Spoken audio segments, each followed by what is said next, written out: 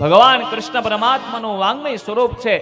11મા સ્કંદમાં કથા આવશે ત્યારે ભગવાન ગોલોકધામ સિધાવે છે ત્યારે ભગવાન પોતાના મુખથી ઉદ્ધવને કહે છે કે હે ઉદ્ધવ, હું મારું શ્રીમદ ભાગવતમાં તેજ મૂકતો જાઉં છું.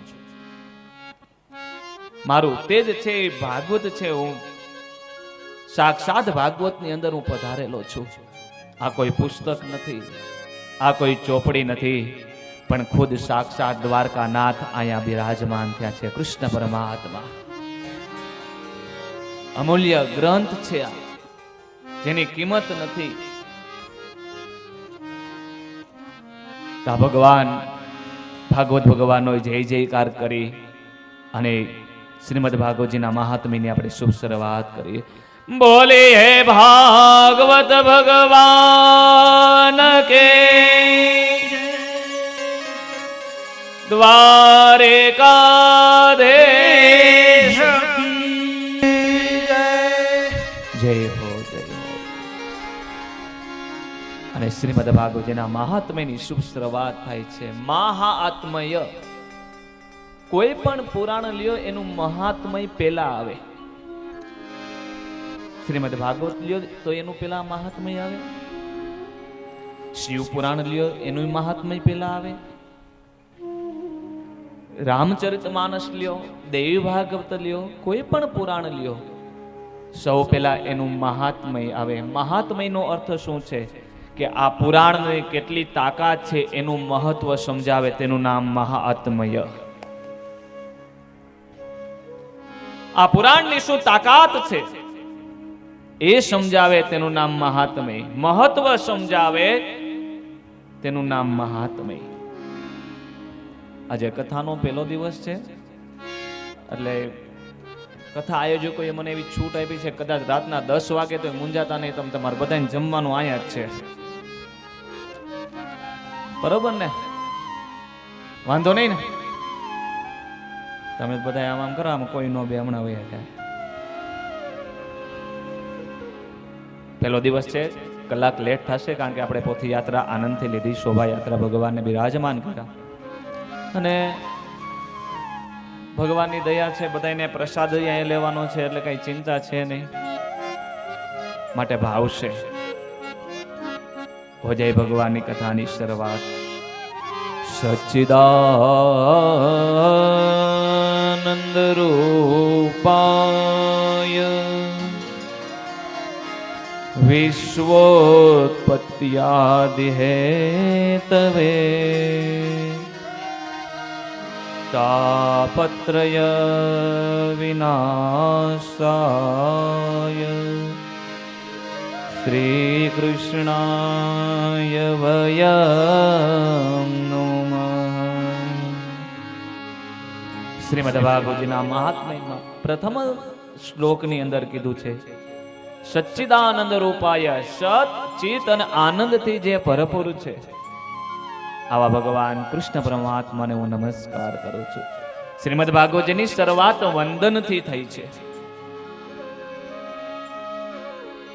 વંદન છે એ નંદન વનનું પુષ્પ છે. કોઈ પણ માણસ ગરમ થયો હોય ને એને તમે વંદન કરો ને, નમસ્કાર કરો ને, પગે લાગો ને એટલે એ માફ કરી દે. કરી દે કે ન કરી દે? હે, કોઈ પાસે જાઓ ને તો ત્યાં વંદન કરજો.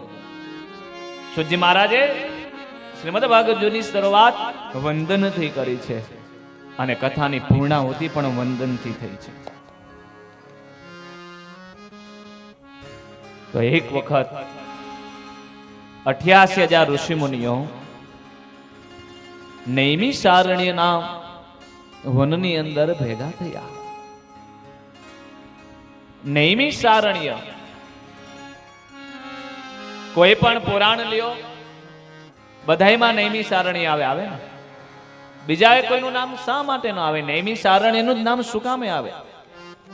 નહીં ચિત્રકૂટનું આવે, ન અયોધ્યાનું આવે, ન હરિદ્વારનું આવે, ન તિરુપતિ, જગન્નાથ, કોઈનું નામ ન આવે. દ્વારકા, આ કોઈનું નામ ન આવે. સત્યનારાયણ ભગવાનની કથા કરો તો એમાંય પહેલા નૈમિષારણ્ય આવે. એકદા નૈમિષારણ્યે ઋષયઃ શૌનકાદય બધાયમાં નૈમિષ સારણ્ય આવે. શું કામે? કારણ કે એક વખત બધા ઋષિ મુનિઓ ભેગા થયા, જગત પિતા બ્રહ્મા પાસે ગયા. બ્રહ્માજીને કીધું કે અમને એવું કોઈ સ્થળ આપો, કોઈ એવી જગ્યા આપો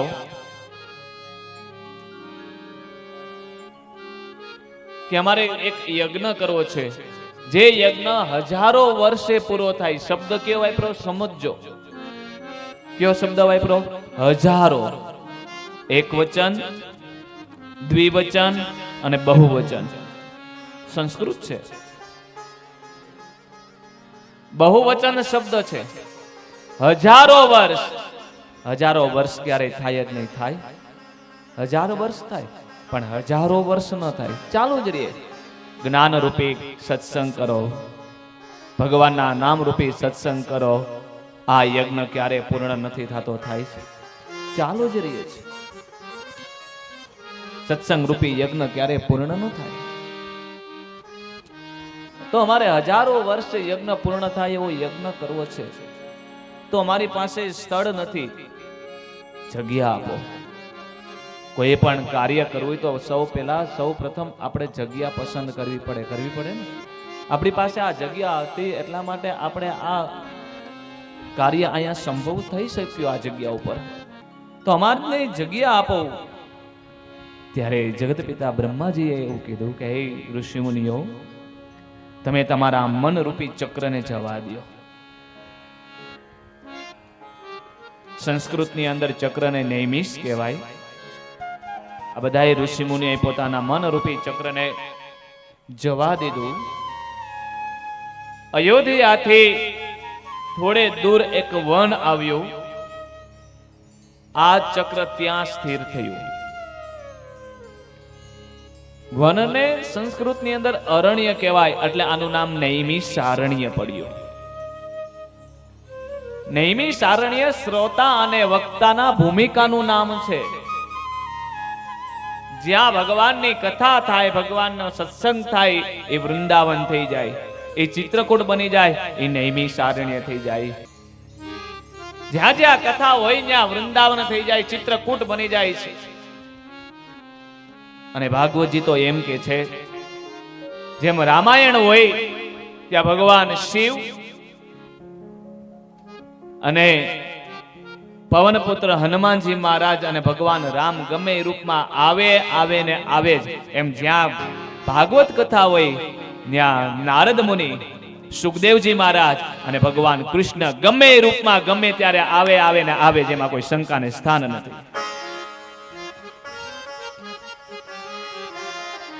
અને કથાની શરૂઆત પહેલા એ પણ કહી દઉં કે આ કથા ફળદુ પરિવાર નથી કરતા. તમારી તાકાત નથી આ કથા કરવાની, અને અમારી તાકાત નથી આ કથા વાંચવાની. કથા કરે છે કોણ? તમારા કુળદેવી રાજરાજેશ્વરીમાં, ખોડિયારમાં, તમારા પિતૃદેવ, તમારા સુરાપુરા દાદા અને 14 લોકનો નાથ ભગવાન કૃષ્ણ પરમાત્મા આ કથા કરે છે. તમને અને અમને તો ખાલી નિમિત્ત બનાવ્યા છે. માટે કોઈ મનમાં એવું રાખતા જ નહીં અમે કરીશ, માથે રાખતા નહીં. અને અત્યારે કહી દઉં છું કે કથા છોડી દેજો. કોના ઉપર? આ બેઠીને એના ઉપર, તમારા કુળદેવીમાં ખોડિયાર ઉપર. બધી ખોડિયાર એક જ છે ને? હે, હું તો ભાગ્યશાળી છું, મને એ માતાજીના દર્શન સામે જ થાય છે. જો રોજ મારી કાયા સુધરી જશે, માના શિખરના દર્શન થાય છે, પેલું ધ્યાન ન્યા જાય. એની ઉપર છોડી દેજો, ભગવાન ઉપર છોડી દેજો. તમારા સુરાપુરા દાદા અને તમારા પિતૃદેવ આ કામ પૂરું કરશે. હવે તમે સુઈ જાજો ને ઈ જાગશે. માથે કહેવાનો મતલબ સુઈ જવાનું એટલે કે ચિંતા ન કરતા, ઈ કરી દેશે બધું. જે કરશે એ આપણું હિત જ કરશે, એમાં અહિત ન થાય. ભગવાન અને માતાજી કરે કોઈનું ખરાબ ન કરે.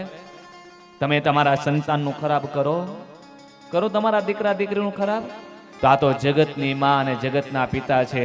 આપણે એના સંતાન જ છે, એ આપણું કોઈ દિવસ ખરાબ કરે જ નહીં. તાકાત બહારની વાત છે, છોડી દો એની ઉપર. આ બધાય ઋષિમુનિઓ નૈમિષારણ્યમાં ભેગા થયા. શુદ્ધજી મહારાજ બિરાજમાન થયા. બે હાથ જોડી અને શુદ્ધજી મહારાજને શૌનકજી મહારાજે નમસ્કાર કર્યા. ઊંચા આસન ઉપર બેસાડ્યા.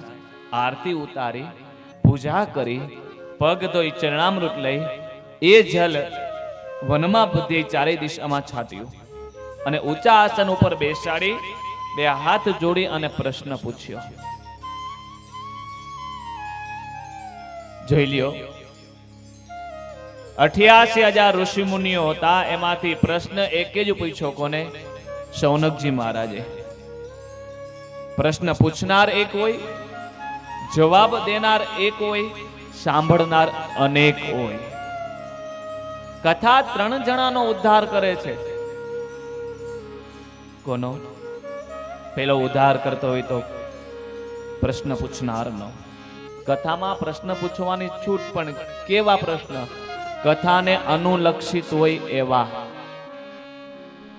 આવડતા હશે તો જવાબ દેશું, બાકી કોઈ પૂર્ણ વક્તા આના નથી. સુખદેવજી મહારાજ ખુદ કહી ગયા હોય કે હું આનો પૂર્ણ વક્તા નથી, તો આજે અમે એનું રૂવાડું નથી.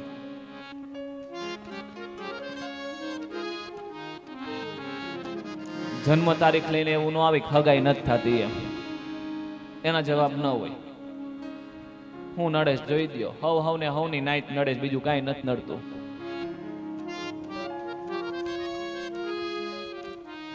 કાયમ કે છોકરા નથી માનતા, આપણે નો માન્યા હોય તો આપણા નો માને.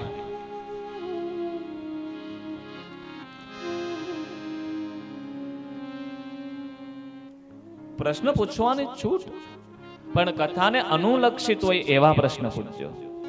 પેલા પ્રશ્ન પૂછનારનો ઉદ્ધાર કરે. પ્રશ્ન પૂછનાર એક હોય, પછી જવાબ દેનારનો વક્તાનો. જવાબ દેનાર એક હોય, પણ સાંભળનાર અનેક હોય છે. પછી કથા સાંભળવા વાળાનો ઉદ્ધાર. ભગવાનની કથા કરે. કથા અને ઉલટાવો એટલે શું થાય? થાક. સંસારનો થાક ઉતારતું હોય તો કોણ? ભગવાનની કથા થાક ઉતારે, બાકી કોઈની તાકાત નથી. ભગવાનની કથા એ જ કથા છે, બાકી બીજી બધાય તો વ્રથા છે. ગમે એવા થાયકા હોય, ગમે એવું ટેન્શન હોય, ગમે એવી તમારી ચિંતા હોય, ગમે એવી ઉપાધિ હોય, ખાલી અડધી કલાક આવીને બેસો એટલે ભગવાન બધી કથાના પ્રભાવથી બધી ઉપાધિ દૂર કરી દે. કરી દે કે ન કરી દે? ભાગવત છે ખાલી જ્ઞાન જ નથી આપતું. તમારા સામાજિક પ્રશ્ન હોય, આર્થિક પ્રશ્ન હોય, વ્યવહારિક પ્રશ્ન હોય, કોઈ પણ પ્રશ્ન હોય, આ બધાયના પ્રશ્નો ભાગવતજીમાં ઉકેલ મળે. એકવાર ખાલી ભાગવત ખોલીને બેસો સામે, બધાયના પ્રશ્નના જવાબ આમાં છે. ચિંતા દૂર કરી દે. શુદ્ધજી મહારાજને ઊંચા આસન ઉપર બેસાડા.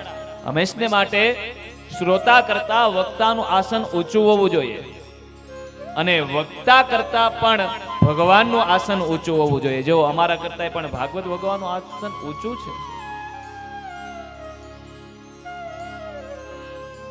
પછી વક્તા આવે. મહાભારતમાં કથા કે જ્યારે ભગવાને 18 અધ્યાયમાં ગીતાનું જ્ઞાન અર્જુનજી મહારાજને આપ્યું, ત્યારે અર્જુનજી મહારાજે કીધું કે પ્રભુ ગુરુ દક્ષિણા માગી લ્યો. ત્યારે ભગવાને કીધું કે તું ગુરુ દક્ષિણા માગવાનું કહેતો હોવ તો મારી દક્ષિણામાં હું એ માગું છું કે તું યુદ્ધ કર જા. મારી દક્ષિણા યુદ્ધ છે. હનુમાનજી મહારાજ નીચે આવ્યા. પ્રભુ દક્ષિણા માગો. કેમ? મેં પણ ગીતાજી સાંભળ્યા. ક્યાં? ઉપર બેસીને. ભગવાને કીધું ઉપર બેસીને જ્ઞાન ન લેવાય, પિશાચ થઈ જાઓ. હનુમાનજી મહારાજે માફી માંગી.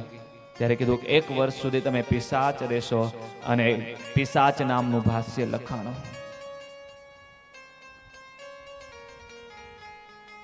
વક્તા કરતા શ્રોતાનું આસન નીચું હોવું જોઈએ. અને કોઈ પણ જગ્યાએ જ્ઞાન લેવા જાવ ને કથા સાંભળવા, સત્સંગ કરવા, ક્યાંય શીખવાનો તમારો હેતુ હોય ને તો તમારે અહીંયા નમ્ર થવું પડે. જ્ઞાન ગમે એની પાસેથી મળી જાય, એમાં ઉંમર નથી જોવાતી. ઘણીવાર 5 વર્ષનું જ્ઞાન બાળક પણ આપણને જ્ઞાન આપીને વહી જાય કે ન વહી જાય. જ્ઞાન નમ્ર થવું પડે, હાથ જોડવા પડે. એની સામે આમ બાયો ચડાવો તો ન ભાઈ કહી દે, નથી દેવું, જવા દે, એક નો કે. શિક્ષક પાસે નમ્ર થવું પડે કે ન થવું પડે?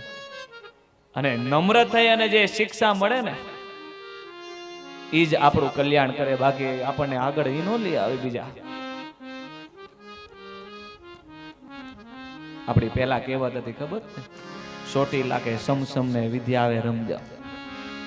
અને એ જે શિક્ષકો એ માયરા અને જે વિદ્યા આવી છે ને એ હવે નથી આવતી. આવે કારણ કે અત્યારે પેલા તો ગવર્મેન્ટે જે મારવાની ના પાડી છે બાળકને, કે વિદ્યાર્થીને તમારે કાંઈ નહીં કહેવાનું, મારવાનું નહીં, ગમે એ કરતું હોય એને કરવા દેવાનું.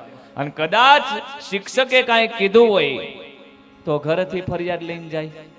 અને પેલા ઘરે કહેવામાં બીક લાગતી, કારણ કે સ્કૂલે નિશાળે ગયા હોય વિદ્યા અભ્યાસ કરવા, ન્યા શિક્ષકે આપણને પ્રસાદી આપી હોય, ઘરે આવીને ઘરે કાંઈ કહી તો ઘરે બીજી વાર પ્રસાદી મળે. એટલે એમ ઘરે કહેવામાં બીક લાગતી, ન્યાય નો કહેવાતું, બે બાજુથી તકલીફ હતી. અને અત્યારે કાંઈ કીધું એટલે તરત ફરિયાદ લઈને જાય.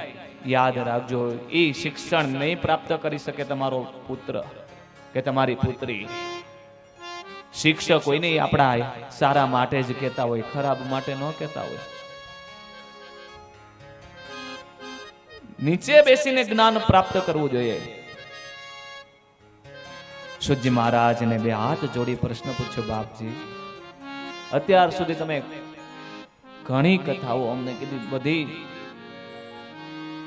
પ્રાસંગિક, સામાજિક, વ્યવહારિક જ્ઞાન પ્રાપ્ત થાય એ કથા કહો. ધર્મ, અર્થ, કામ અને મોક્ષ પ્રાપ્ત થાય એ કથા અમને કહો. અમારું કલ્યાણ થાય. આ અંધાર રૂપે, અજ્ઞાન રૂપે પ્રકાશ માં ઘોર કુવામાં અમે આ પેડા છે. જ્ઞાન રૂપી પ્રકાશ કરો, અંધારું દૂર કરો અજ્ઞાન રૂપી. બાપજી અમારું કલ્યાણ થાય એ કથા કરો, જેમાં બધે પુરાણનો સાર આવી જાય. સાંભળો ઋષિ મુનિઓ, હું તમને સુંદર મજાની શ્રીમદ ભાગવતની જ્ઞાન રૂપી, અર્થ રૂપી, કામ રૂપી અને મોક્ષ રૂપી કથા કહું છું, જે પ્રેતનો ઉદ્ધાર કરે, સુતેલાને જગાડે અને વૃદ્ધ હોય એને યુવાન બનાવે. એ કથા તમને કહું છું બાપજી. પ્રેતનો ઉદ્ધાર કરે, હા. ભાગવત એમ કે છે કે શ્રીમદ ભાગવતજી ખાલી એક પેઢીનો નહીં, પણ તમારી 71 પેઢીનો ઉદ્ધાર ભાગવત કરે છે, એમાં કોઈ શંકાને સ્થાન નથી. આજ ફળદુ પરિવારના 71 પેઢીના પિતૃનો ઉદ્ધાર મોક્ષ થઈ ગયો. ખાલી એક પિતૃનો નહીં, પણ 71 પેઢીનો ઉદ્ધાર કરે છે. અને સંતો વૈષ્ણવો તો એમ કે છે કે ખાલી 71 પેઢી નહીં, પણ જેને આંગણે ભાગવત પધારે ને એને 101 પેઢીનો ઉદ્ધાર થઈ જાય છે.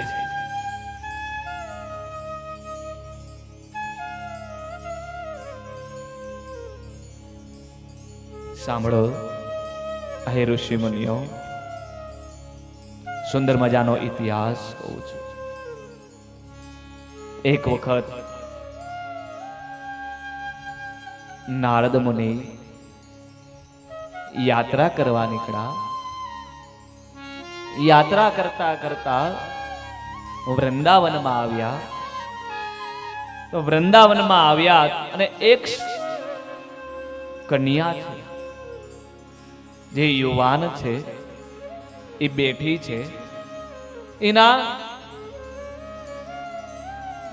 ખોળામાં 2 પુરુષ છે, એ વૃદ્ધ છે. કન્યા રડે છે, આંખમાં આંસુ પાડે છે. અને નારદ મુનિને દુઃખ થયું, કારણ કે નારદ મુનિ સંત છે. બીજાને દુઃખ જોઈ અને પોતાને દુઃખ થાય એને સંત કહેવાય, એને સાધુ કહેવાય, એને મહાપુરુષ કહેવાય. અને બીજાને સુખી જોઈ અને પોતાને દુઃખ થાય આને બાવા કહેવાય. કલિકાલમાં બાવા ઘરે ઘરે છે.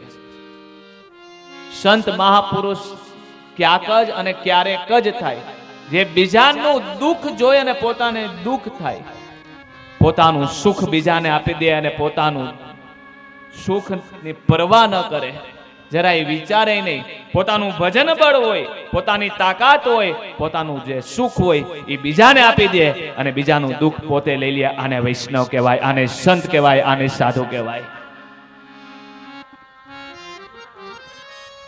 નારદ મુનિ સંત છે. પોતાને દુઃખ થયું, કન્યા રડે છે. કન્યાને પૂછ્યું કે હે માતા આપ કોણ છો? કન્યાએ જવાબ ન આપ્યો. ત્યારે નારદ મુનિએ પૂછ્યું કે બેન તમે કોણ છો? તો એ આને જવાબ ન આપ્યો. વધારે રડવા લાગી. હે સ્ત્રી આપ કોણ છો? કન્યા વધારે રડવા લાગે. ત્યારે છેલ્લે નારદ મુનિએ શબ્દ વાપર્યો, હે પુત્રી, હે દીકરી, તમે કોણ છો? દીકરી શબ્દ વાપર્યો અને આ કન્યા બોલી, કરુણ સ્વરથી બોલી, બાપજી તમે મને દીકરી કીધી છે, તમે મારા પિતા થયા. તો દીકરીનું દુઃખ પિતા દૂર કરે. અને ગમે એવી દીકરી હોય ને, અને જ્યારે દીકરીને દુઃખ હોય ને ત્યારે પિતા ભગવાન પાસે, માતાજી પાસે એક બાજુ જઈ રડી લે અને આંખમાં આંસુ પાડી લેતા હોય અને ઈ પિતા ભગવાનને અને માતાજીને પ્રાર્થના કરતા હોય કે હે પ્રભુ, હે માં, મારું સુખ છે મારી દીકરીને આપ અને મારી દીકરીનું દુઃખ મને આપ. કારણ કે પિતાને વાલામાં વાલી હોય તો દીકરી અને દીકરીને વાલામાં વાલા હોય તો પિતા. જ્યારે પિતા દુઃખી હોય ત્યારે દીકરીને દુઃખ થાય અને જ્યારે દીકરીને દુઃખ હોય ત્યારે પિતાને દુઃખ થાય. જે ઘર છોડી અને દીકરી વિદાય થઈ હોય ને, સ્વાભાવિક છે બધા પરિવારને દુઃખ થાય, પણ જે પિતાને દુઃખ થાય એટલું બીજા કોઈ પાત્રને દુઃખ નથી થતું. વાલામાં વાલી પાત્ર હોય તો પિતાને પુત્રી અને પુત્રીને પિતા, બે મહાન પાત્ર છે. બાપજી તમે મને દીકરી કીધી, હું કોણ છું? હું ભક્તિ છું. ભક્તિ? હા, મારે આ રહેવું નથી અહીંયા. વિદેશમ ગમ્યતા, મારે પરલોક વહી જવું છે. આયા નથી રહેવું.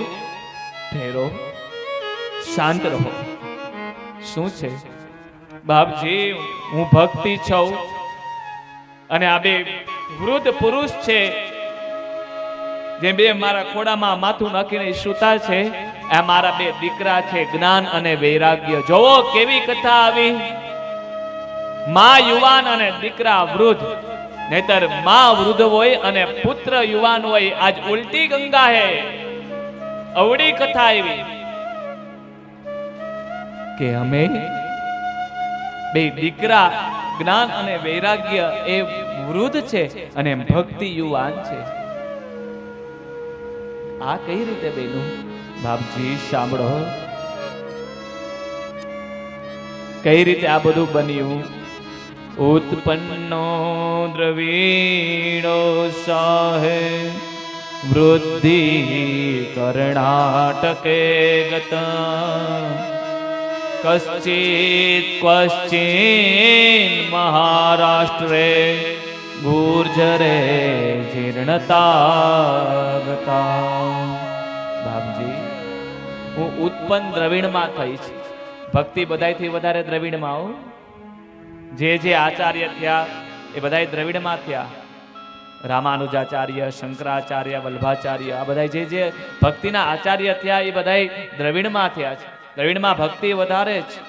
આજે પણ જે દ્રવિડ પ્રાંતમાં જે ભક્તિ થાય એ બીજા પ્રાંતની તાકાત નથી કરી શકવાની. આપણી ઘરે તો સારો પ્રસંગ હોય અથવા દિવાળીથી દિવાળી જ આપણે રંગોળી પૂરી, પણ એ તો મારા નાથને બોલાવવા માટે રોજ રંગોળી પૂરે છે. દ્રવિડમાં ઉત્પન્ન થઈ મારા બે પુત્ર અને હું બે ત્યાંથી ચાલતા થયા અમે ત્રણેય.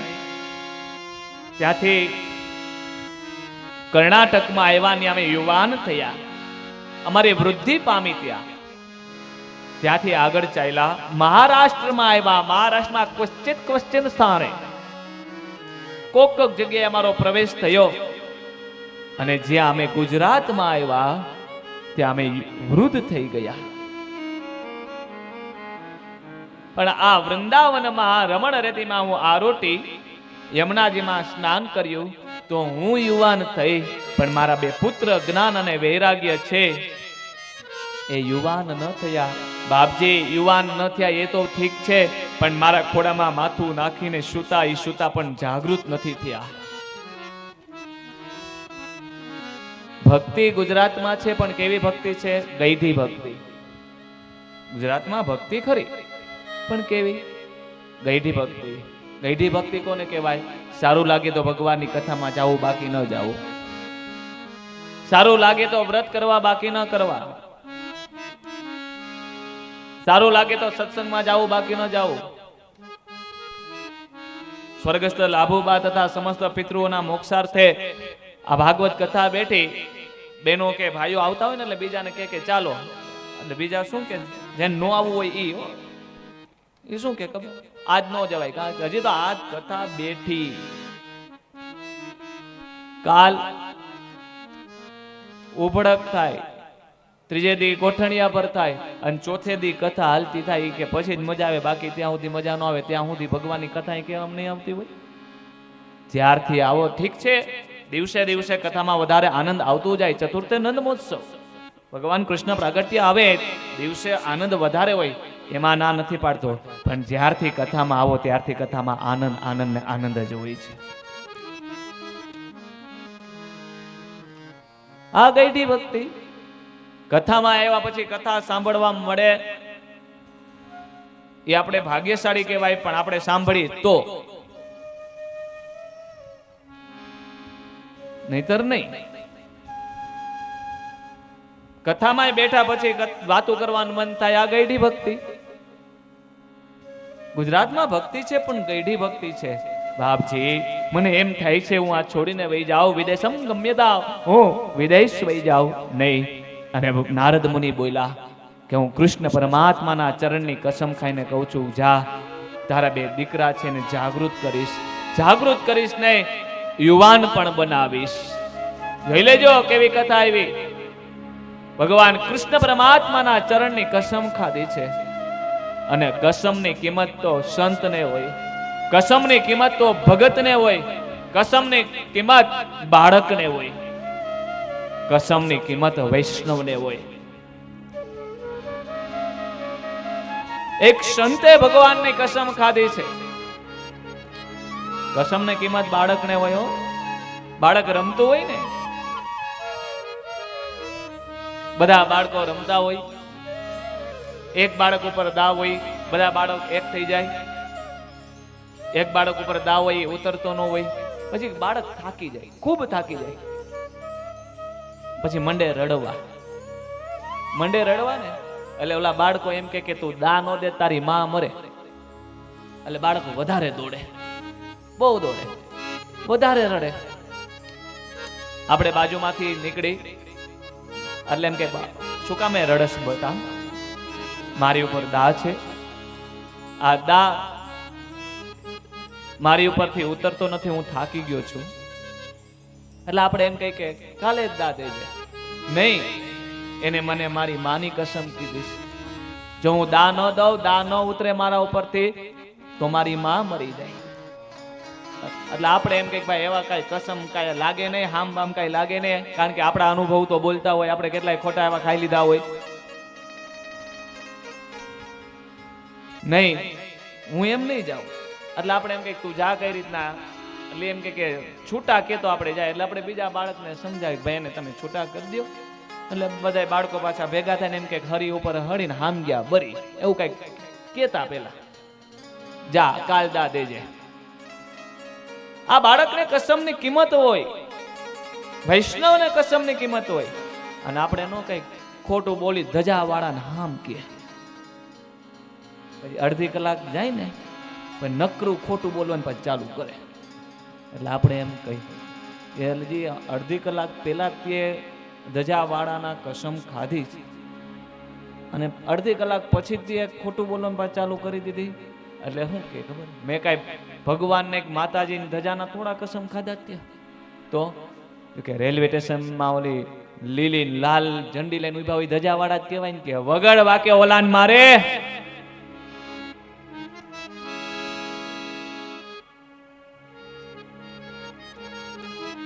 સંતને કસમની કિંમત છે. નારદ મુનિ 1,99,000 મંત્રના જપ કર્યા. જ્ઞાનમ વૈરાગ્યમ પ્રબુદ્ધતા. જાગો, જાગ્યા નહીં, ચાલતા થયા. જ્ઞાન બધાને પૂછતા જાય છે, સત્સંગ કરતા જાય છે. શું કરું? 1,00,000 ઓમ નમો ભગવતે વાસુદેવાયના જપ કર્યા નારદ મુનિએ, પણ જ્ઞાન વૈરાગ્ય જાગ્યા નહીં. ખાલી જગાડવાના નથી, યુવાન પણ બનાવવાના છે. ચાલતા જાય, ચાલતા થાય. યમુના કિનારેથી ચાલતા ચાલતા ગંગા કિનારે પહોંચ્યા. ગંગા કિનારે પહોંચ્યા. કોઈ કીધું કે વ્રત કરો, કોઈ કીધું જપ જપો, કોઈ કીધું તપ કરો. નારદ મુનિએ કીધું કે મેં બધું કરી લીધું છે. જાગૃત નથી થયા ત્યારે 1,00,000 ગાયત્રી મંત્રના જપ કર્યા. જ્ઞાન વૈરાગ્ય જાગ્યા. જાગી પડખું ફરી પાછા સુઈ ગયા. વિચાર કર્યો કે મારે શું કરવું? ત્યારે નારદ મુનિ ચિંતામાં છે. ભગવાને 4 કુમારોને મોકલા, સનત કુમારોને. કારણ કે સંતનું દુઃખ સંત દૂર કરે, સંસારીનું દુઃખ સંસારી દૂર કરે, વૈષ્ણવનું દુઃખ વૈષ્ણવ દૂર કરે, ભગતનું દુઃખ ભગત દૂર કરે. એમ 4 કુમારો આવ્યા નારદ મુનિ પાસે. કુશળ સમાચાર પૂછ્યા. બાપજી મજામાં? બસ બાપજી આપની દયા. કેમ તમે ચિંતામાં છો? મારે જ્ઞાન વૈરાગ્યને જગાડવાના યુવાન બનાવવા છે. મેં બધુંય કરી લીધું. અને સનત કુમારો કીધું તમે બધુંય કરી લીધું? હા, આજ તમારી માયા, આજ તમારો મોહ. ભગવાનની માયામાં આપણે આપણું કરીને બેસી, આપણે કાંઈ નથી કરતા. તમે બધુંય કરી લીધું, પણ તમે શ્રીમદ ભાગવતનો પાઠ કર્યો નહીં. એ કરો અને ભગવાન કૃષ્ણ પરમાત્મા ઉપર છોડી દો. મારું મારું કરો માં. અને ત્યારે ચતુર્શ્લોકી ભાગવત કીધું. કાલે કથા આવશે. ભાગવતજીના 4 શ્લોક હતા, એમાંથી વ્યાસજી 18,000 શ્લોક બનાવે છે. ચતુર્શ્લોકી ભાગવત. સુજી મહારાજ 88,000 ઋષિમુનિઓને કહે છે. ગંગા કિનારે સનત કુમારો નારદ મુનિને કહે છે. સનત કુમારો ખૂબ આનંદમાં આવી ગયા અને જ્ઞાન વૈરાગ્યને જગાડવા માટે શ્રીમદ ભાગવતજીના ચતુર્શ્લોકીની શુભ કથાની શરૂઆત થઈ. નારદ મુનિ શ્રોતા બન્યા, સનત કુમારો વક્તા બન્યા અને સુંદર મજાના ભગવાનની કથાની શરૂઆત થઈ. અને આ ચતુર્શ્લોકી ભાગવતના પ્રવાહે તરંગો યમુના કિનારે વૃંદાવનમાં જ્ઞાન અને વૈરાગ્ય જે ભક્તિના ખોળામાં સૂતા હતા એને સંભળાણું. એના કાનમાં આના તરંગો ગયા, શબ્દ ગયા, આની ધ્વનિ ગઈ.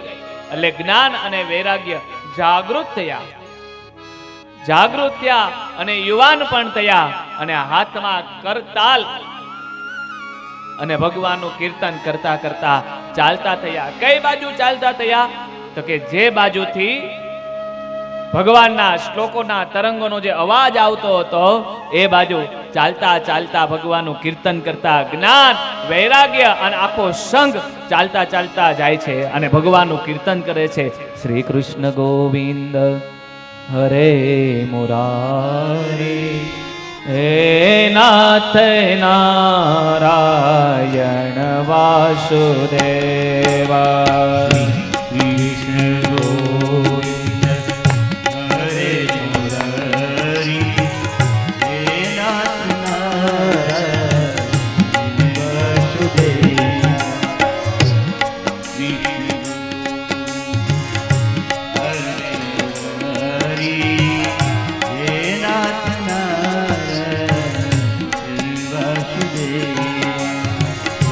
કૃષ્ણ ગોવિંદ હરે મુરારી હે નાથ નારાયણ વાસુદેવ ભક્તિ સુતો તો તરુણો ગૃહેત્વા પ્રેમય કરૂપા સહસ વિરાસે શ્રી કૃષ્ણ ગોવિંદ હરે મુરારે નાથે નામાની બહુવદન શ્રી કૃષ્ણ ગોવિંદ હરે મુરારી હે નાથ નારાયણ વાસુદેવ શ્રી કૃષ્ણ ગોવિંદ હરે મુરારે હે નાથ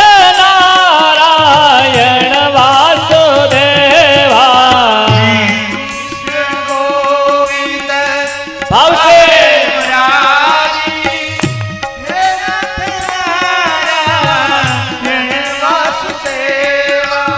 ઓમ નમો ભગવતે વાસુદેવાય ઓમ નમો ભગવતે વાસુદેવાય ઓમ નમો ભગવતે વાસુદેવાય ઓમ નમો ભગવતે વાસુદેવાય હરે ઓમ નમો ભગવતે વાસુદેવાય ઓમ નમો ભગવતે વાસુદેવાય નમો ભગવતે વાસુદેવાય ઓમ નમો ભગવતે વાસુદેવાય હરે ઓમ નમો ભગવતે વાસુદેવાય હરે ઓમ નમો ભગવતે વાસુદેવાય નારદ મુનિ જ્યાં ગંગા કિનારે કથા કહે છે, સાંભળે છે, સનત કુમારો કથા કહે છે. કેટલી ફ્રીક્વન્સી છે આને વિચાર કરો. કથા આજતી હતી ગંગા કિનારે અને આનો પ્રવાહ યમુના કિનારે ગયો. આજે મોબાઈલના નેટવર્ક પકડાય છે એવું નથી. આ બધું સંશોધન આમાંથી જ થયું છે. ગંગા કિનારે કથા હતી ભાગવતની અને એનો પ્રવાહ યમુના કિનારે ગયો. ક્યાંથી ક્યાં ગયો જોઈ લ્યો. આજનું નેટવર્ક આની પાસે ટૂંકું પડે છે બાપ. એ પુરાણ હે.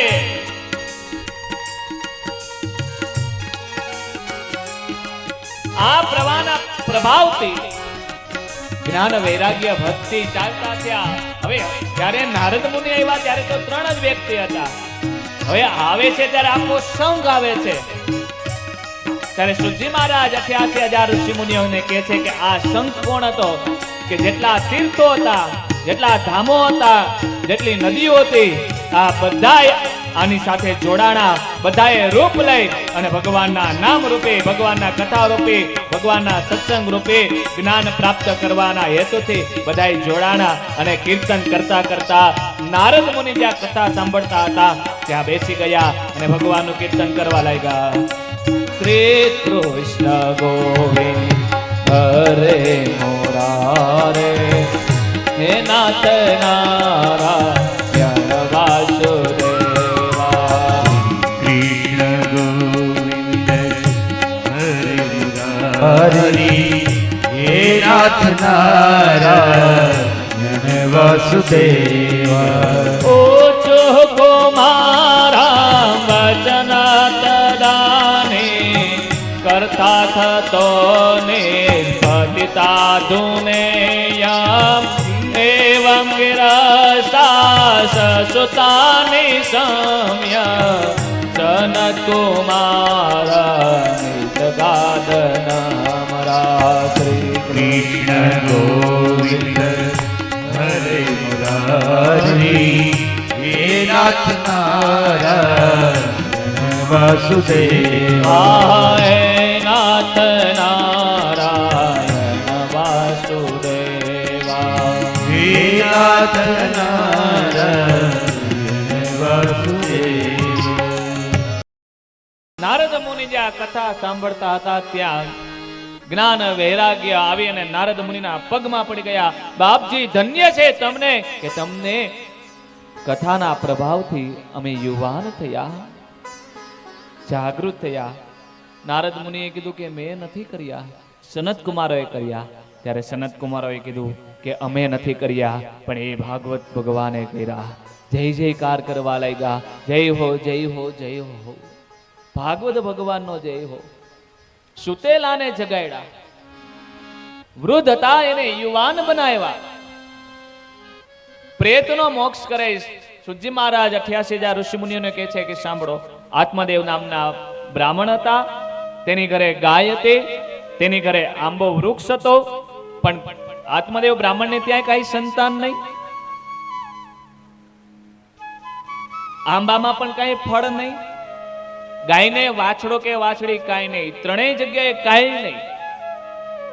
આત્મદેવ બ્રાહ્મણને એક સ્ત્રી છે જેનું નામ ધૂંધલી. આત્મદેવ, આત્મામાં જ ઈશ્વર છે. આ કહેવાનો હેતુ એ થાય છે, આ કથા છે ને પૂરેપૂરા આપણા શરીર ઉપર જ છે. આપણા શરીરમાં જ ઈશ્વર છે ને. આત્મા કોણ છે? એ જ પરમાત્મા છે. આત્મદેવ બ્રાહ્મણ, આત્મા એ જ પરમાત્મા. અને આને એક સ્ત્રી છે, કોણ? બુદ્ધિ રૂપી. જો સારી બુદ્ધિ હોય તો વાંધો ન આવે, બાકી ધૂંધલી એટલે ખરાબ બુદ્ધિ. ખરાબ બુદ્ધિ હોય એટલે વિનાશ કરાવે ને, નાશ નક્કી થઈ જાય.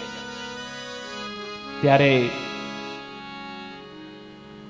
આત્મદેવ બ્રાહ્મણ વનની અંદર ભગવાનને પૂજા માટે થઈ પુષ્પ લેવા જાય છે.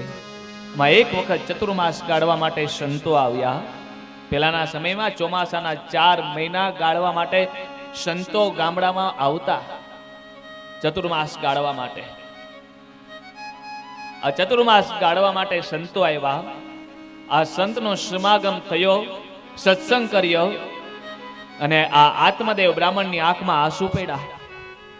સંતના પગમાં પડી ગયા, મહાત્માના પગમાં પડી ગયા. બાપજી, તમારા જેવા સંતના મને દર્શન થયા, હું પાવન થઈ ગયો, મારી કાયાનું કલ્યાણ થયું. અને આંખમાં આંસુ પડ્યા, રડવા લાગ્યા આત્મદેવ બ્રાહ્મણ. ત્યારે સંતે માથા ઉપર હાથ મૂક્યો. શું કામે રડસ? બાપજી, મારા પિતરીઓ ઊનું પાણી પીવે છે, મારા વંશમાં મારી પાછળ કોઈ વાસ નાખે એવું છે નહીં. આત્મદેવ બ્રાહ્મણના શબ્દ સાંભળી અને મહાત્માએ હાથ જોયો અને કીધું કે હે બ્રાહ્મણ, એક જન્મ નહીં પણ 7 જન્મ સુધી તને સંતાન નથી. 7 જન્મ વધે તવા પુત્ર નહીં વચ. 7 જન્મ સુધી તારા ભાગ્યમાં સંતાન નથી. બાપજી, તમારા જેવા સંતના મને દર્શન થાય અને મારા ભાગ્યનો પલટો ન થાય તો મને ધિક્કાર છે. મારા પિતરીઓ ઊનું પાણી પીવે, કોઈ વાસ નાખે એવું નથી, કોઈ પિંડદાન કરી શકે એવું નથી. મહાત્માને દયા આવી એટલે એક ઠાકોરજીના ચરણમાં ફળ મૂક્યું હતું. આ ફળ લીધું અને મહાત્માએ કીધું કે હે ભગવાન, હે મારા નાથ, તારા નામ ઉપર દઉં છું, લાજ રાખજે. આ લ્યો, હે બ્રાહ્મણ, તમારી સ્ત્રીને આપજો, તમારી આ સંતાન પ્રાપ્ત થશે. બાપજી, એટલું નહીં, મારે ત્યાં આંબો છે તેમાંય કાંઈ નહીં. બાપજી, એટલું નહીં, ગાય છે નહીં, વાછડો કે વાછડી કાંઈ નથી. આ ફળ લઈ જાઓ, ભગવાન મારા નાથ ઠાકર તમારે ત્યાં સારું કરશે. લઈ આવ્યા. આત્મદેવ બ્રાહ્મણ રાજી થયા. પોતાની સ્ત્રીને વાત કરી કે આપણું વાંજ્યા મેણું ભાંગશે, તમે આ ફળ આરોગજો, જમજો, વિશ્વાસ ભગવાન ઉપર રાખજો.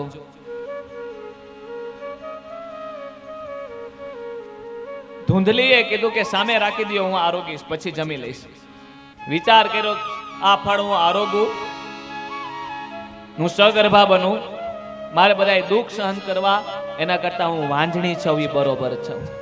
આ માં કહેવાય? મારે સંતાન નથી જોતું, પણ આ ફળ લઈ આવ્યા, એ ફળને કરવું શું? કારણ કે ખરાબ બુદ્ધિ હોય એના લાંબા વિચાર ન હાલે. વિચાર કર્યો શું કરવું. તેની એક બેનપણી છે, ખરાબ બુદ્ધિના બેનપણી કોણ હોય? ખરાબ વિચાર. શું છે? મારા પતિદેવ મારા માટે એક ઉપાધિ લાવ્યા છે. શું? આ ફળ. હું આરોગું, હું સગર્ભા બનું, મારે આ દુઃખ સહન નથી કરવું. ખાટા ખોરા તીખા પદાર્થ મારે ન જમવાના થાય, મારે દુઃખ સહન કરવું પડે, એના કરતા હું એ વાંજણી છું સારું છે. એક કામ કર. શું? હું સગર્ભા છું, તું સગર્ભાના મંડ ઢોંગ કરવા, મારી ત્યાં પુત્ર કે પુત્રી જે થશે હું તને આપી દઈશ, તારે મને સુનામોર આપી દેવાના. આ વાત આપણે બે જાણીએ. આ ફળનું કરવું શું? મહાત્માએ આ ફળ આપ્યું છે ને, હા, આ ગાયને આપી દે. મહાત્મા સાચા છે કે ખોટા એટલે ખબર પડી જાય. આ જીવનો વાંધો ઈ છે. ગુરુની પરીક્ષા કરે, માત પિતાની પરીક્ષા કરે, બ્રાહ્મણોની પરીક્ષા કરે, સંતો મહાત્મા સાધુઓની પરીક્ષા કરે. પહેલેથી આગળથી ચાલ્યું આવે છે, અત્યારે થાય છે એવું નથી, માટે મૂંઝાવું નહીં, હાલ્યું જ આવે. ગાયને આપી દીધું ફળ. ધૂંધલી મીંડા સગર્ભા બહેના હોય તેવા ઢોંગ કરવા.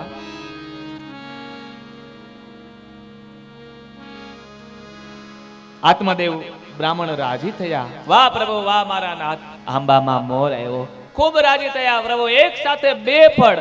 ત્યાં ગોવાળે આવીને કીધું કે હે બ્રાહ્મણ, તમારા ગાયને વાછડો કે વાછડી આવશે. વાહ પ્રભુ મારા નાથ, એક સાથે ત્રણ ફળ પ્રભુ. વાહ મારા નાથ, ખૂબ દયા કરી. મહાત્માની કૃપા થાય, ગુરુની કૃપા થાય એટલે ભાગ્યનો પલટો થઈ જાય. કપાળના અવળા અક્ષા હોય એ સવડા કરી દે, ગુરુ કૃપા થાય તો.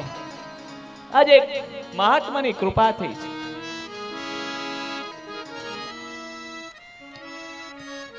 પરિપૂર્ણ માસ થતા ધૂંધલીની બેનપણીને ત્યાં ભગવાનને કરું અને પુત્રનું જ પ્રાગટ્ય થયું, દીકરાનો જ જન્મ થયો. રાતના સમયે આ દીકરો ધૂંધલીને આપી દીધો. સવારે ધૂંધલીએ બહાર પાડ્યું કે મારે પુત્રનું પ્રાગટ્ય થયું, દીકરાનો જન્મ થયો. આત્મદેવ બ્રાહ્મણ ભોળા છે, કઈ જાણતા નથી, અને બ્રાહ્મણ ખૂબ આનંદમાં આવ્યા. ખૂબ દક્ષિણાઓ દાન દીધા, સાકર પતાસા વેચાયા, તોરણ બંધાણા, ખૂબ આનંદ થયો. અને આ બાજુ જે ગાય હતી તેને વાછડો કે વાછડી ગાય ના આવ્યું, આખું શરીર મનુષ્યનું આવ્યું, કાન ગાય ના આવ્યા, એટલે આનું નામ ગોકર્ણ રાખ્યું. કર્ણ એટલે કાન, ગો એટલે ગાય, ગાય જેવા કાન એટલે આનું નામ ગોકર્ણ નામ રાખ્યું. ધૂંધલી નો દીકરો એટલે એનું નામ ધુંધુકારી રાખ્યું. રેવા લાગ્યા. વિદ્યા અભ્યાસ કરાવ્યા, યજ્ઞોપવિત જનોય આપે. ગોકર્ણ મહાન પંડિત બન્યા, ધુંધુકારી મહાખલ પાપી બન્યા. બ્રાહ્મણને જનોય આપે અને પછી જનોય વગર એક ડગલું ચાલી ન શકે. સાધુ બ્રાહ્મણને જનોય અપાઈ જાય પછી જનોય વગર ચાલી નથી શકાતું. જનોય વગર એક ડગલું ચાલે એટલે બ્રહ્મત્ય અને ગૌવત્યનું પાપ લાગે છે. યજ્ઞોપવિત દીધા, જનોય દઈ દીધી. કુકર્મ કરવા લાગ્યો ધુંધુકારી. બ્રાહ્મણે આત્મદેવ સમજાવે છે કે બેટા આપણે બ્રાહ્મણ છે, આપણને આ કર્મ સારું ન લાગે, ચોરી કરે, લૂંટ કરે, ગોકર્ણ પૂજા કરે, સંધ્યા માળા કરે, વંદન કરે, જ્ઞાન પ્રાપ્ત કર્યું. ત્યારે આત્મદેવ બ્રાહ્મણ ધુંધુકારીને સમજાવે, બેટા આ ન કરાય. જ્યારે ધુંધલી આડી પડે છે, મારા દીકરાને તમારે કાંઈ નહીં કહેવાનું. દીકરો ખરાબ રસ્તે હોય, પિતા જ્યારે દીકરાને કહેતા હોય, કાંઈક પુત્રને ખીજાતા હોય, ઠપકો આપતા હોય, માં ખોટી રીતે આડી પડે, એ માની દશા શું થાય જોઈ લેજો આ કથામાંથી. જ્યારે તમારા સંતાનને એના પિતા સાચી શિખામણ આપતા હોય ત્યારે આડા ન ફરતા. પિતાને પુત્ર વાલા ન હોય એવું ન બને. પિતાને વાલા જ હોય, પણ પિતા શું ઈચ્છતા હોય કે મારા કરતા પણ આગળ વધારે આ નીકળવો જોઈએ, મને હવાયો કરીને બતાવવો જોઈએ. પિતાના મનમાં આ જ હોય ઈચ્છાઓ. ત્યારે ધુંધુકારીએ કીધું કે પિતા, હું યુવાન થયો છું, તમારે મને કાંઈ નહીં કહેવાનું. તમારે રહેવું હોય તો આ રાજમાં રહ્યો, બાકી નીકળી જાઓ. નગરમાં રહ્યો નહીં તો નીકળી જાઓ, ઘરમાં રહ્યો નહીં તો નીકળી જાઓ. ગોકર્ણે આત્મદેવ બ્રાહ્મણને સમજાવ્યા. ત્યારે આત્મદેવ બ્રાહ્મણ સમજી ગયા કે મહાત્માની પ્રસાદી આ ગોકર્ણ જ છે. આત્મદેવ બ્રાહ્મણ વનમાં વયા ગયા. ગોકર્ણ વિચાર કર્યો કે આ ઘરમાં મારી માનું રાજ ચાલે છે, અહીં રહેવાય નહીં, નીકળી જવાય. ગોકર્ણ વનમાં વયા ગયા તપશ્ચર્યા કરવા માટે. આ બાજુ ધુંધુકારી ચોરી કરે, લૂંટે, ગાયને માર મારે, હિંસા કરે, સ્ત્રી હત્યા કરે, બાળ હત્યા કરે, સબના હાથમાંથી લાડુ જમી જાય. આવા મીંડાકુ કર્મ કરવા લાગ્યા. એક વખત જુગાર રમવા ગયા. માને કીધું કે માં મને સોનામોર આપ. બેટા આપણી પાસે કાંઈ છે નહીં, બધું વયું ગયું. માને માર માર્યો. જોયું, જ્યારે પિતા કહેતા હતા ને ત્યારે માં ખોટી રીતે આડી ફરતી હતી. એ આજ માને માર ખાવાનો વારો આવ્યો. ખોટી રીતે માતાઓ આડા ન ફરતા, નહીતર આ દશા થશે. માનું મૃત્યુ થયું.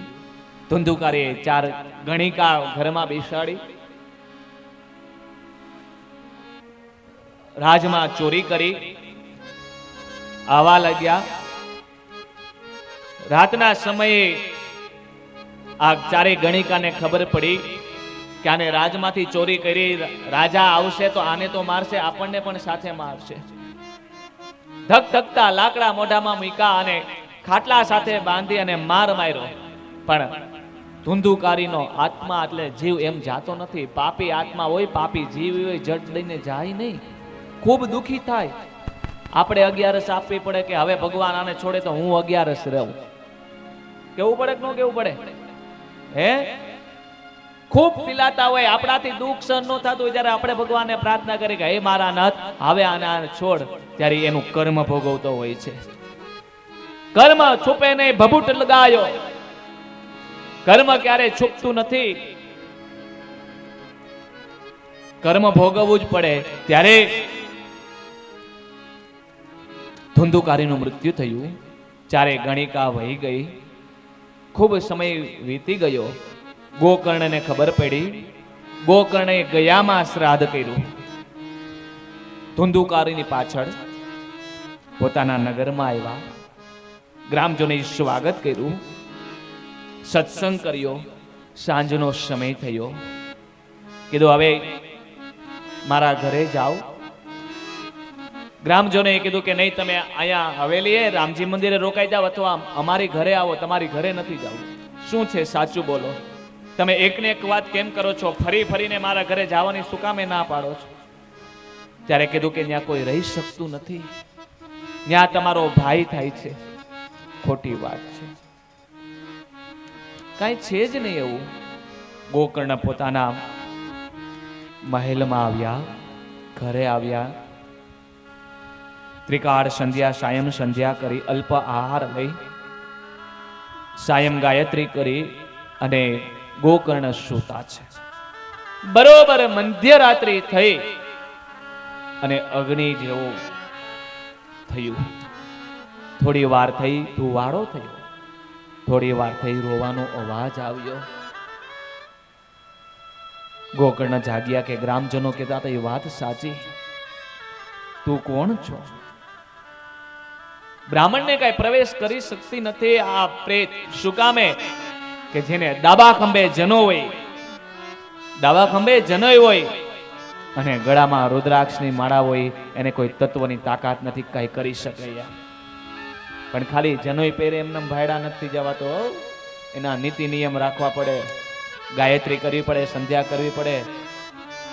બાકી જે બ્રાહ્મણ, સાધુ, સંત કોઈ પણ વર્ણ હોય, એને પોતાના ઈષ્ટ ઉપર વિશ્વાસ હોય, પોતાના કુળદેવી ઉપર વિશ્વાસ હોય, જેને જે માનતા હોય એની ઉપર વિશ્વાસ હોય અને એને નમસ્કાર કરીને પગે લાગીને બહાર નીકળે એટલે જગતના કોઈ તત્વની તાકાત નથી એને કાંઈ કરી શકે. ખોટી અંધશ્રદ્ધામાં ન પડતા એવા. ત્યારે કોણ છો તું? આને કીધું, હું તારો ભાઈ ધુંધુકારી. મારો ભાઈ? હા. મેં તારી પાછળ ગયામાં શ્રાદ્ધ કરાવ્યું તોય તને મુક્તિ ન મળી? આ રડતા રડતા કહેવા લાગ્યો કે એક વખત નહીં પણ શતમ ગયા શ્રાદ્ધે ન મુક્તિ ભવિષ્યતિ. એક વખત નહીં તું 100 વખત મારી પાછળ ગયામાં શ્રાદ્ધ કરાવીશ ને તોય મને મુક્તિ નહીં મળે. કેમ? મારું પાપ, મારું એટલું પાપ છે કે મને મુક્તિ એમાં મળી શકે એમ નથી. કારણ કે ગયામાં ભગવાન વિષ્ણુ પરમાત્માએ આશીર્વાદ આપ્યો છે. ગયાસુર નામનો રાક્ષસ હતો, વિષ્ણુ ભગવાનને લડાઈ કરી, વિષ્ણુ ભગવાન હારી ગયા. ગયાસુરને કીધું કે માગી લે, તારે શું જોઈએ? ત્યારે ગયાસુરને ઈચ્છા મૃત્યુનું વરદાન હતું, જેમ પિતામાં ભીષ્મને હતું તેમ. ગયાસુરે કીધું, પ્રભુ તમે માગો, તમારે શું જોઈએ? ત્યારે વિષ્ણુ ભગવાને કીધું કે જો તું મને માગવાનું કહેતો હોય તો તું મરી જા. ગયાસુરે કીધું, પ્રભુ હું મરું ખરા, પણ પથ્થર છે મારી ઉપર મૂકો, એની ઉપર પગ મૂકો. ભગવાને શિલા લઈ ગયાસુર ઉપર મૂકી, ભગવાને પોતાનો જમણો પગ મૂક્યો. ગયાસુરે ઈચ્છા કરી, આત્મા ગયો, ભગવાને આત્માને રોક્યો અને કીધું, કાક તું માગ, તારે શું જોઈએ? ત્યારે કીધું, પ્રભુ જો માગવાનું કહેતા હોય તો મારા નામ ઉપરથી એક અહીંયા નગર બનાવો, જેનું નામ મારા નામ ઉપરથી પડે, અને એ નગરની અંદર કોઈ સ્ત્રી, પુરુષ, યુવાન, વૃદ્ધ, બાલક કોઈ પણની પાછળ શ્રાદ્ધ ક્રિયા થાય તો એને શાંતિ મળે, એને મોક્ષ મળે. એ ક્યાં આવ્યું? ગયા. એનું નામ શું પડ્યું? ગયા. અને બિહારમાં આવ્યું, ફલ્ગુ નદીને કિનારે, જ્યાં ભગવાન રામે પોતાના પિતા દશરથ રાજાની પાછળ વાર્ષિક શ્રાદ્ધ કર્યું હતું, એ જગ્યા. અને ત્યાંના બ્રાહ્મણ તો એમ કે છે કે તમે ત્યાં કોઈ પણની પાછળ શ્રાદ્ધ ક્રિયા કરો એટલે ત્યાંના બ્રાહ્મણ એમ કહી દે કે આ આત્માની પાછળ, આ જીવ પાછળ તમારે વાસ પણ નહીં નાખવાની, કારણ કે ત્યાં શ્રાદ્ધ કરો એટલે મોક્ષ મળી જાય. જેને મોક્ષ મળી જાય એને કોઈ અપેક્ષા હોય નહીં, પૂરું. ત્યાંના બ્રાહ્મણ તો ના પાડી દે છે. આ ગયામાં ગોકર્ણે શ્રાદ્ધ કરાવ્યું છતાં શાંતિ ન મળી. ત્યારે ધુંધુકારીએ કીધું કે ભાઈ એક વખત નહીં 100 વખત કરીશ તોય મને મુક્તિ નહીં મળે. તો એ કઈ રીતે તને મોક્ષ મળશે? ભાઈ એ મને ખબર નથી, શાંત થઈ જા, ત્યારે જા. આનો રસ્તો સવારે મળી જશે. સવારે બ્રહ્મ મુહૂર્તમાં જાગ્યા, પ્રાતઃ સંધ્યા કરી, ભગવાન સૂર્યને અર્ઘ્ય આપ્યો. ભગવાન સૂર્ય ઉદય થયા. હે આદિત્ય, ભાસ્કર, દેવાકર, રવિ, હે નારાયણ, ભગવાન સૂર્યને નમસ્કાર કરી અને ભગવાન સૂર્યનારાયણને પૂછ્યું કે મારા ભાઈના મોક્ષનું સાધન શું? ભગવાન સૂર્યએ જવાબ ન આપ્યો. બીજી વાર પૂછ્યું કે મારા ભાઈના મોક્ષનું સાધન શું? સૂર્ય ભગવાને જવાબ ન આપ્યો. ગોકર્ણે કીધું કે પ્રભુ હું છેલ્લી વાર તમને કહું છું કે મારા ભાઈના મોક્ષનું સાધન શું?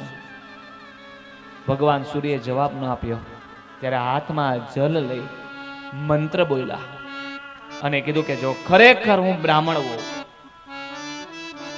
હું ત્રિકાળ સંધ્યા કરતો હોઉં, સપના પણ કોઈ અહિત ન ઈચ્છું હોય તો આ સૂર્યની ગતિ અટકી જાજો, આમ કહીને જલ છાટ્યું. ભગવાન સૂર્યની ગતિ અટકી દીધી. સમય બાદ ભગવાન સૂર્યના રથના જે ઘોડા હતા એની ગતિ અટકી ગઈ. સૂર્યની ગતિ બંધ, ઘડિયાળના કાંટા હાલતા બંધ, નક્ષત્ર બંધ, તારા બંધ, ચંદ્ર બંધ, કાલની ગતિ રોકાઈ ગઈ. કેટલી તાકાત એક બ્રાહ્મણમાં! સૂર્યની ગતિ અટકાવી દીધી, ઘડિયાળના કાંટા બંધ કરી દીધા. અત્યારે ઘણા એમ કે અમે કરી દઈએ. કેવી રીતે? કે સેલ કાઢીને તો બધાય બંધ કરી દે. પણ મંત્રની તાકાતથી આને સૂર્યની ગતિ અટકાવી હતી. ભગવાન સૂર્યને ત્યાં ને ત્યાં ઉભા રાખ્યા.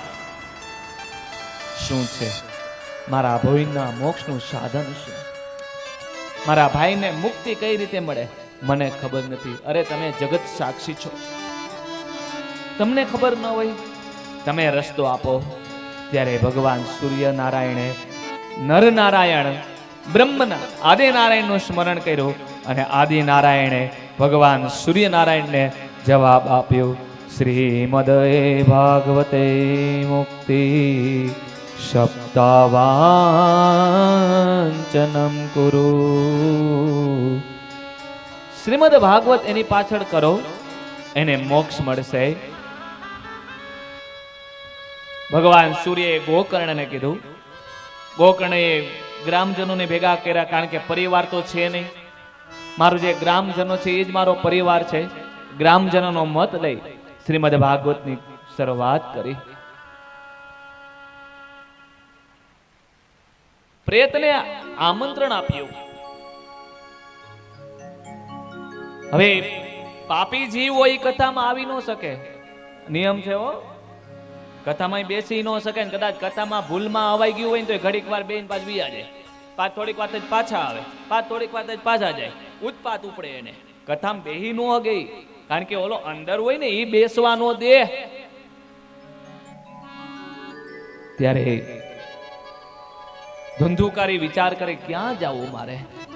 બરોબર ગોકર્ણ મહારાજ કથા કહેતા હતા. એના જમણા હાથ ઉપર એક વાસ હતો. વાસ હોય એ પોલો હોય. આમાં પ્રવેશ કર્યો. પહેલે દિવસે કપિલ જન્મ સુધી કથા ગઈ. ભાવથી ધુંધુકારે કથા સાંભળી. રાત્રે કથાને વાગોડી. કથા સાંભળો ને પાછી યાદ કરવી જોઈએ હો સાંજના સમયે. એટલા માટે રાતના સમયે રાસ કીર્તન રાખ્યા હોય. આપણે એમ કહીને ભાઈ પડ જાગતું રાખવું જોઈએ. રાતના સમયે કીર્તન થવા જોઈએ, સત્સંગ થવો જોઈએ, રાસ રમાવા જોઈએ. એ વૃંદાવન ધામ હે. પડ જાગતું રાખવું જોઈએ. પહેલે દિવસે કપિલ જન્મ સુધી કથા ગઈ. પહેલી કાતરી ફાટી, બીજી કાતરીમાં પ્રવેશ કર્યો. બીજે દિવસે ભવાટવી સુધી કથા ગઈ. બીજી કાતરી ફાટી, ત્રીજી કાતરીમાં પ્રવેશ કર્યો. ત્રીજા દિવસ સુધી ગજેન્દ્ર કથા ગઈ. ગજેન્દ્ર મોક્ષની કથા કીધી. ત્રીજી કાતરી ફાટી, ચોથી કાતરીમાં પ્રવેશ કર્યો. ચતુર્થે કૃષ્ણ જન્મ. ચોથા દિવસે કૃષ્ણ જન્મ સુધી કથા ગઈ. નંદ ઘેરયા નંદ ભયો જય કનૈયા લાલ કી, જય કનૈયા લાલ કી, હાથી ઘોડા પાલકી. આ કથા કીધે ધુંધુકારીને આનંદ થયો. કેવા મારા નાથનું સ્વરૂપ! ઘનશ્યામ વાકડિયા વાળ, કમળ સમાન નેત્ર. આ ભગવાનનું વર્ણન કર્યું. ખૂબ આનંદ થયો. ચોથી કાતરી ફાટી, પાંચમી કાતરીમાં પ્રવેશ કર્યો. પંચમે કૃષ્ણ રૂક્ષ્મણી વિવાહ, ભગવાનના લગ્નની કથા. પાંચમી કાતરી ફાટી, છઠ્ઠી કાતરીમાં પ્રવેશ કર્યો. છઠ્ઠે દિવસે નવ યોગેશ્વર સુધી કથા ગઈ. છઠ્ઠી કાતરી ફાટી, સાતમી કાતરીમાં પ્રવેશ કર્યો અને સાતમે દિવસે પરીક્ષિત મોક્ષની કથા કરી. સાત કાતરી ફાટી, એમાંથી દિવ્ય પુરુષ બની ગંધર્વ ગાન કરી નાચવા લાગ્યો, કીર્તન કરવા લાગ્યો. અને ગોકર્ણને કીધું કે ભાઈ તે મારો ઉદ્ધાર કર્યો. ગોકર્ણે કીધું કે મેં ઉદ્ધાર નથી કર્યો. ભગવાન સૂર્યએ તારો ઉદ્ધાર કર્યો. ભગવાન સૂર્યએ કીધું કે મેં ઉદ્ધાર નથી કર્યો, પણ તારો ઉદ્ધાર શ્રીમદ ભાગવતે કર્યો. જય જયકાર થયો. બોલીએ ભાગવત ભગવાન કે. એ ભાગવત ભગવાનની કથા. બે કથા આવી ને. એક પરીક્ષિત રાજાએ સામે બેસી અને કથા સાંભળી હતી અને ભગવાનનો લોક પ્રાપ્ત કર્યો હતો. અને ધુંધુકારીએ વાસમાં બેસી અને કથા સાંભળી અને ભગવાનનો લોક પ્રાપ્ત કર્યો. હવે નક્કી કરી લેજો કે આપણે કઈ રીતના ભગવાનને પ્રાપ્ત કરવા. સામે બેસીને પ્રાપ્ત કરવા કે વિયા જાય પછી પાછળથી ફોટામાં સાંભળવી. આપણે નક્કી કરવાનું. બે કથા છે ને, આકાશમાંથી 4 વિમાનો આવ્યા, એકમાં ધુંધુકારીને, બીજામાં ગોકર્ણને કીધું તમે બેસો. કેમ? કથા તો આખા ગામે સાંભળી છે, બધાય માટે આવું જોઈએ ને. ત્યારે ભગવાનના પાર્ષદે કીધું કે મહાત્મા, તમે ભાવથી કથા વાંચી છે, તમારા ભાઈએ ભાવથી કથા સાંભળી છે, ગ્રામજનોએ ખાલી કથા સાંભળવા પૂરતી કથા સાંભળી છે, કથાને વાગોડી નથી. પશુ હોય ને, આખો દિવસ ચારો ચરવા ગયા હોય ને, પછી જ્યારે આવે ને, એટલે ગાય ભેંસ હોય ને એ વાગોડે ને, એટલે એનો માલિક હોય ને એ સમજી જાય કે આ નિરોગી છે, આને કઈ રોગ નથી. પણ જો એ વાગોડવાનું બંધ કરે એટલે સમજી જાય કે આને કઈક દવા કરાવવાની જરૂર છે. એમ કથાને વાગડવી પડે. જો કથા વાગોડો ને તો રોગ ન આવે, ભવ રોગ પાર થઈ જાય, ચડી જાય. આપણે ભગવાનના પાર્ષદો લેવા આવે ત્યારે ગોકર્ણે કીધું કે એવી રીતે નહીં. બીજી વાર કથા બેસાડી અને ભાવથી કથા કીધી. રાતનો સમય થાય પાછો સત્સંગ કરે, દિવસે પાછી કથા કરે. 7 દિવસ પૂર્ણ થતા આકાશમાંથી દિવ્ય વિમાન આવ્યા. એક વિમાનમાં ગોકર્ણજી મહારાજને બેસાડ્યા અને બીજા વિમાનમાં ગ્રામજનોને બેસાડ્યા અને ગોકર્ણ આખા નગરને વૈકુંઠમાં લઈ ગયા. જય જયકાર થયો. જય હો, જય હો, જય હો. ગોકર્ણ મહારાજનો જય હો. ભગવાનનો ભગત હોય ને એ આખા ગામનો, આખા નગરનો ઉદ્ધાર કરી દે ને. તમારા ગામનો ઇતિહાસ છે ને, હે આણંદ ધામ કહીને આપણે, એક ભગત થઈ ગયા ને. અને મારા ખ્યાલ મુજબ એટલે જ આ ભગત ખીજડિયા કહેવાતું હોય છે. હે જોઈ લ્યો, આ જ કથા છે. અને છેલ્લા અધ્યાયમાં શુદ્ધજી મહારાજે ભાગવતજીના કથાના નિયમ કીધા. સૌ પહેલા પોતાનો મત લેવો, પોતાના મનનો વિચાર, પછી પરિવારનો મત, પરિવારનો મત લઈ કુટુંબનો મત લેવો, કુટુંબનો મત લઈ ગામનો મત લેવો, ગામની મીટિંગ કરીને આપણે ગામનો મત લેવો, ગામનો મત લઈ રાજમત લેવો, રાજમત લઈ વિદ્વાન બ્રાહ્મણ પાસેથી કથાનું શુભ મુહૂર્ત લેવું, મા જગદંબા પાસેથી મુહૂર્ત લઈ દેશ વિદેશ આમંત્રણ પત્રિકા આપવી, નિમંત્રણ આપવું અને ગણપતિ પૂજન કરી, નાંદી શ્રાદ્ધ પિતૃઓનું પૂજન કરી, 3 સોપારીમાં પિતૃદેવની પૂજા કરી, ભગવાન કૃષ્ણ પરમાત્મા સુરાપુરા કુલાંબિકા દેવીનું પૂજન કરી અને ભગવાન ભાગવત ભગવાનની શોભાયાત્રા લેવી. શોભાયાત્રા કોની હોય છે? ભાગવતજીની હો, વક્તાની નથી હોતી. ઠીક છે, હવે વક્તાને તમે આવી બધી વ્યવસ્થા આપો છો ને લઈ આવો છો, બાકી શોભાયાત્રા ભગવાનની હોય ને. એટલા માટે જ મેં કીધું ને કે ભાઈ ભગવાનને આગળ રાખો. પોથી આગળ હોય ત્યારે પ્રશ્ન આવ્યો હતો કે ભાઈ પોથી પાછળ હોય, પેલા ભાઈઓ, પછી વચમાં બાપ મહંત ને વક્તા, આ બધા વચન, પછી ભગવાન પાછળ, બેનો માથે ભાગવત હોય અને પાછળ નહીં, ભગવાન આગળ હોય. અમારા કરતા ઊંચા આસન ઉપર હોય, માથા ઉપર હોય છે. અને જેના માથે ભાગવત આવે એના કરોડો જન્મના ભાગ્યનો પલટો થઈ જાય, પૂરું. પણ અત્યારે કહીશ તો દુઃખ લાગશે. અત્યારે જ્યાં જ્યાં અમારે કથા હોય ને અને ભગવાન ભાગવતજીની જ્યારે શોભાયાત્રા ચાલતી હોય ને ત્યારે ભાવથી તમે માથા ઉપર પોથી લ્યો, એનો કોઈ મને વિરોધ નથી, પણ કોઈ ફોટા માટે થઈને ન લેતા. હા હા, ખરેખર અત્યારે એવું બને કે અડધી કલાક એમાં આપણે કાઢવી પડે છે, ઓછામાં ઓછી અડધી કલાક. ઉભા જ હોય, કોણ જાણે આ ક્યાંથી શું આવ્યું છે, મારા નાથને ખબર. અને હકીકત 2 વસ્તુમાં જ આપણું બધું ગયું છે. કેમાં કહું? બેનોનું ફેશન માં ગયું અને ભાઈઓમાં વ્યસન માં ગયું. આ 2 માં જ ગયું જ બધું. ભાવથી લ્યો, ભગવાનને માથા ઉપર રાખો, કલ્યાણ થઈ જાય, 7 જન્મના પાપ નાશ થઈ જાય, એમાં કોઈ શંકાને સ્થાન નથી. પણ પછી સાવ એમાં ને પડી જવાનું. સમય સાથે ચાલો, નાય નથી પાડતો, પછી કાલ અર્થનો અનર્થ થઈ જશે. વિરોધ નથી કરતો, ભગવાનની શોભાયાત્રા લઈ ભગવાનને બિરાજમાન કરી ભગવાનની આરતી ઉતારવી, ભગવાન પાસે ક્ષમા પ્રાર્થના કરવી, યથાશક્તિ ભગવાનને રોજ ભેટ અર્પણ કરવી. 18,000 શ્લોકી પાઠી બેસાડવા, કારણ કે વક્તા ક્યારેય પૂરું ભાગવત વાંચી શકે નહીં. તાકાત બારની વાત છે. 18,000 શ્લોક છે એ વક્તા ક્યારેય પૂરા વાંચી ન શકે. એ બાજુમાં એક પાઠી બેસાડે, એ ભાગવતના શ્લોક પૂર્ણ કરે. એક ગાયત્રી મંત્ર, એક ઓમ નમો ભગવતે વાસુદેવાય આ જપ બેસાડવા. કથા મંડપમાં નિયમ રાખવા. હવે નિયમ આવે છે, મુખ્ય યજમાન ખાસ સાંભળે. નીચે સૂવું, ખાટલા ઉપર કે સેટી ઉપર નહીં. બ્રહ્મચારીનું પાલન કરવું. વાળ નખ ન કાપવા. અલ્પ આહાર, બપોરે ફરાળ અલ્પ આહાર લેવો, સાંજે જમવું. વક્તા અને શ્રોતાના નિયમ. ક્રોધ ન કરવો. ખાસ ધ્યાન રાખજો, ફળદુ પરિવારને ખાસ કહું છું, કદાચ કરોડો રૂપિયાનું નુકસાન થઈ જાય તો એ ક્રોધ ન કરવો. કોઈ પણ આવે એને હસતા મુખે આમ નમસ્કાર કરવા. કારણ કે 7 દિવસની અંદર ફળદુ પરિવારમાં ગમે એ રૂપે ભગવાન કૃષ્ણ પરમાત્મા, નારદ મુનિ અને સુખદેવજી મહારાજ ગમે એ રૂપે આવશે ને આવશે, જેમાં શંકાને સ્થાન નથી. પણ કઈ રીતે આવશે ને ક્યારે આવશે ખબર નહીં પડે. માટે ગમે એ આવે, બાળક હોય તો ભલે, વડીલ હોય તો ભલે, રાજા હોય તો ભલે, રંગ હોય તો ભલે, ગમે એ વર્ણ હોય તો ભલે, ઉચ્ચ નીચનો ભેદ ભગવાન પાસે નથી. છે સનાતન ધર્મમાં 18 આલમ સરખા કીધા કે નથી કીધા?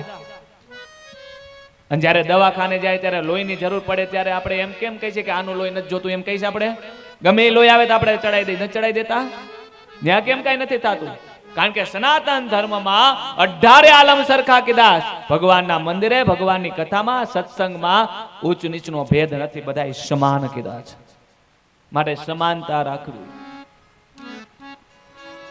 બને એટલું અન્નદાન દેવું, જમાડો, કારણ કે અન્નમાં જ સંતોષ છે. અન્નદાન દેવું